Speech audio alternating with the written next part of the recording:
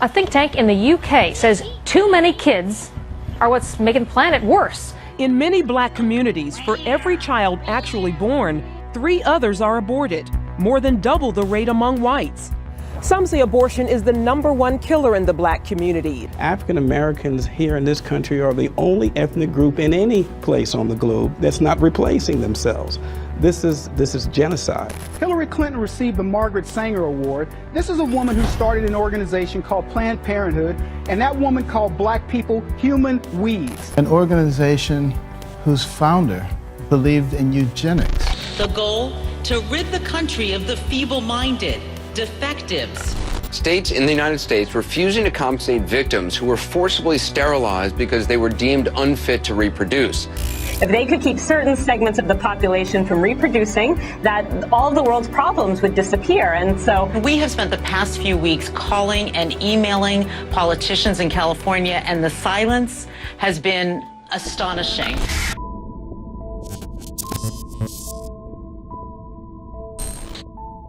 Welcome to this talk. It's called The Science Agenda to Exterminate Blacks. This is a fact-based presentation, but it is not politically correct in the status quo halls of science and medicine because they don't want this talked about. And they especially don't want it talked about by a white scientist. And I'll give you a little bit of information about my background soon so you understand where I'm coming from and why I'm taking the steps to go public with this information. The truth is there is a concerted, organized, long-standing effort to eliminate African Americans from the human gene pool. Not just African Americans, by the way, but Africans. This is happening right now. You are being subjected to it. It's happening through multiple vectors of science, medicine, and food that I will detail here in this talk. And it's all being done covertly. So almost no one is aware of this. The entire mainstream media refuses to acknowledge this. The scientific community will say that none of this is true. And yet, if you look at the facts that I'm going to share with you and the history that's undeniable, you will see there is a concerted, organized effort to eliminate blacks, i.e. African Americans. I'm going to use those terms interchangeably just for brevity here. But there is an effort to eliminate those people from the human gene pool. My background, just so you know, my name is Mike Adams. I'm known as the Health Ranger. I am a lab science director. I founded and built a world-class analytical laboratory from scratch. It is ISO accredited. It's recognized around the world for analytical science of heavy metals and food contamination, environmental contamination, and so on. We've done volunteer work, testing over 600 samples of the US water supply. And we've also volunteered our lab efforts to Native American tribes who have been impacted by the EPA's poisoning of their rivers. So, by the way, it's not just blacks that are trying to be eliminated by the status quo. It's also Native Americans and other minority groups that are routinely targeted by not just the EPA, but other groups that we'll talk about here. I do want you to know that because I am an outspoken science whistleblower, that I am maliciously attacked, defamed, lied about. I am targeted for intimidation tactics. They try to silence my words. They try to make sure that you can't hear this talk. I've been death threatened. I've been stalked. I have to live a lifestyle of extreme secrecy. And I'm armed 24/7, including right now. And this is what it takes in our world today to tell the truth about science and medicine, especially when you are uncovering a mass agenda of genocide and eugenics, which is very prevalent through our systems of science and medicine today. So I do want all of you to know, all of you who are watching, and if you're sharing this with your friends and colleagues, I do want you to know that I'm putting myself at risk to say these things, especially as a credible scientist of an accredited laboratory facility, which has everything to do with the heavy metals poisoning that we're going to talk about. They absolutely don't want this information getting out. So let's start with something that we can all easily agree upon because it has been in the news everywhere, and that is the heavy metals poisoning of the predominantly black communities of Flint, Michigan. So no one says that's a conspiracy theory, right? The water supply for millions of citizens in that region, who again were predominantly black, was allowed to be deliberately poisoned with lead, a toxic heavy metal that causes bone disorders, but more importantly, it causes a kind of brain lobotomy. It causes loss of cognitive function. It reduces IQs. It causes heart problems and many other problems.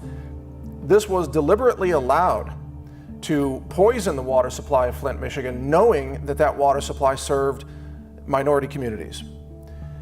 And in fact, this was so deliberate and it was so criminal that the Attorney General of Michigan has so far filed at least 43 criminal charges against predominantly scientists and bureaucrats who ran teams of scientists, water quality experts, and so on, many of whom have been charged with felony crimes. Now, water quality officials in Flint, Michigan were tasked with testing the water and making sure that it was, clean or safe to drink. And yet, every time they showed lead in the water, they covered it up. They ditched that sample, they deleted it from the spreadsheet, they replaced it with another sample from some other source. They committed massive scientific fraud, and they did this deliberately to cover up the fact that the African American population of Flint, Michigan, or Detroit, greater Detroit, was being systematically poisoned. And this was going on year after year. And it could be going on now in other cities across the country. What we have found in our testing is that about 6.9% of the municipal water in America is poisoned with heavy metals. We've published those numbers at naturalsciencejournal.org in a science paper that shows you the actual data. It turns out that those areas that are most affected by these toxic heavy metals tend to be those with a predominantly larger population of African Americans. So it's the minority communities that are being impacted more so than, let's say, rich white communities. Getting back to the Flint, Michigan situation, we know that they knew about this and they failed to tell people. They covered it up and they allowed it to continue. They deliberately allowed millions of children and adults, senior citizens, who were predominantly black, to be poisoned with this toxic heavy metal. Would that have happened in a rich California white community? I doubt it. I doubt it.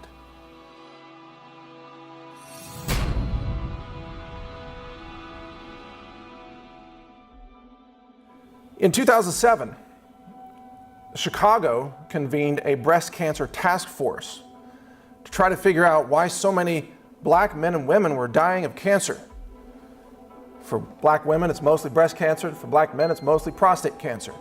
And across the cancer industry, every doctor will tell you that cancers are known to be far more severe in African American patients than, let's say, Caucasian patients. But they don't understand why.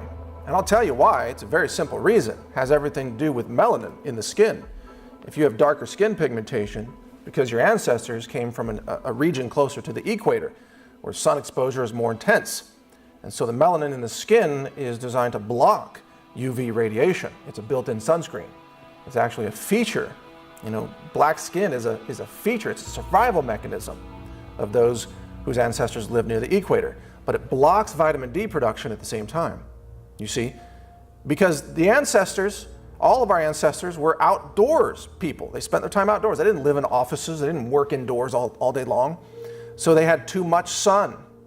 And so the dark skin pigmentation blocked the excessive sun and it protected them from UV radiation.